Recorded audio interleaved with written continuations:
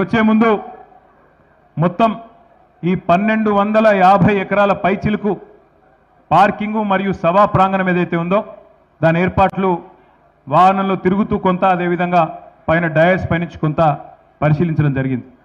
దాదాపు ఎక్కడి నుంచి రాష్ట్రంలోని ఏ మూల నుంచి వచ్చే ఏ సోదరుడికైనా ఏ సోదరికైనా ఎలాంటి ఇబ్బంది లేకుండా దాదాపు 1000 ఎకరాల్లో పార్కింగ్ సౌకర్యం కూడా ఏర్పాటు చేసుకున్నాం. అంటే 30,000 40,000 వాహనాలు వచ్చినా ఏ ఇబ్బంది లేకుండా చిన్న వాహనాలు పెద్ద వాహనాలు బస్సులు అదేవిధంగా ఆటోలు జీబులు తుఫాన్లు కార్లు ఎన్ని వాహనాలు వచ్చినా దాదాపు 30,000-40,000 వాహనాలు వచ్చినా ఎక్కడో దూరంకి వెళ్ళి నడిచొచ్చే అవసరం లేకుండా పక్కనే చాలా చక్కటి ఏర్పాట్లు చేసిన మా ఉమ్మడి వరంగల్ జిల్లా నాయకత్వానికి హృదయపూర్వకంగా నేను ధన్యవాదాలు చెప్తా ఉన్నా.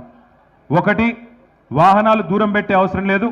ఏ రోడ్డు నుంచి వచ్చే వాళ్ళకు ఆ రోడ్నే పార్కింగ్ కూడా. అంటే ఇట్లా సిద్దిపేట నుంచి వచ్చే హుస్నాబాద్ మీదుగా వచ్చే రోడ్ ఏదైతే ఉన్నదో అక్కడ మొత్తం దాదాపు ఉమ్మడి కరీంనగర్ అదేవిధంగా ఉమ్మడి ఆదిలాబాదు నిజామాబాదు మెదక్ జిల్లా ఉమ్మడి మెదక్ జిల్లా ఆయా జిల్లాల నుంచి వచ్చే అన్ని వాహనాలకు దాదాపు 260 ఎకరాల్లో పార్కింగ్ అంతా ఒకవైపు ఉన్నది సభా ప్రాంగణానికి.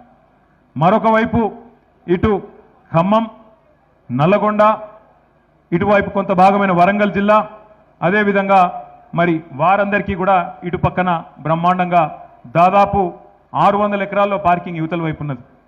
మరొక వైపు హైదరాబాదు రంగారెడ్డి మహబూబ్ నగర్ నుంచి వచ్చే ఉమ్మడి మహబూబ్ నగర్ ఉమ్మడి హైదరాబాదు ఉమ్మడి రంగారెడ్డి జిల్లాల నుంచి వచ్చే వాహనాలకు కూడా చాలా చక్కగా సౌకర్యం. అంటే ఎవ్వరు కూడా కిలోమీటర్లు నడిచే బాధ కానీ ఇబ్బంది కానీ లేకుండా బ్రహ్మాండమైన పార్కింగ్ ఏర్పాటు సభా ప్రాంగణానికి దగ్గరలోనే ఏర్పాటు చేయడం జరిగింది.